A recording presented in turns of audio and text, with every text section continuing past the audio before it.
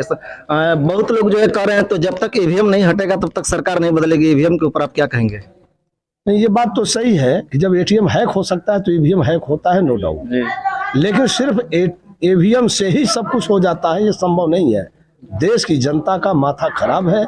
इसको बाबा साहब ने कहा है कि शारीरिक गुलामी से मानसिक गुलामी ज्यादा खतरनाक होती है। और गुलामों को गुलामी का एहसास करा दिया जाए तो वे खुद गुलामी की जंजीरें तोड़ फेंकेंगे। तो जो बहुजन समाज का एक बहुत बड़ा वर्ग, ये जो 80 करोड़ मोदी जी राशन दे रहे हैं, तो मोदी जी भले ही दुनिया की नजर में अपनी बाबाई लूटे, लेकिन मेरी नजर में 80 करोड़ लोगों को ये गुलाम बना रहे हैं। और गुलाम बनाने वाला आदमी कभी अच्छा नहीं होता, बल्कि देश और दुनिया के लिए सबसे खराब और खतरनाक व्यक्ति होता है। अगर ये इनको बार बार भीख मांगने की आदत लगा रहे हैं तो ये परजीवी लोग होंगे, स्वावलंबी तो हुए नहीं। तो मोदी बार बार राशन दे करके, भाई ठीक है आपने दिया था उनको कोरोना काल में, ये बात तो समझ में आती है, लेकिन कोरोना काल बीते आज लगभग 4-5 साल हो गए, फिर भी ये जारी रखे हैं। इसका मतलब आपकी मंशा गलत है। अंतर है। जो आप संगठन तैयार किए हैं BSS, उसके माध्यम से जो है बहुजन समाज को आप क्या संदेश देना चाहते हैं?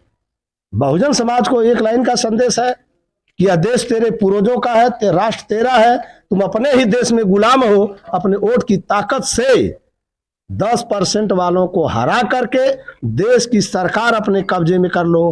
राष्ट्र और सरकार दोनों पर कब्जा करके गरीबी और अपमान का समाधान 1 मिनट में हो जाएगा।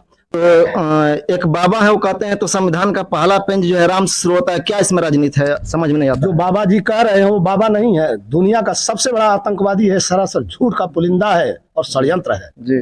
120B के तहत उसको गिरफ्तार करना चाहिए। हिंदू राष्ट्र का भी दावा करते हैं तो हिंदू राष्ट्र जो हिंदू राष्ट्र कहता है वो दुनिया का आतंकवादी है जी। मुझे कोई बना दे PM, 24 घंटा से 25वां घंटा नहीं लगेगा, गरीबी भी भागेगी, अमीरी भी भाग जाएगी जी। राकेश भैया जिंदाबाद।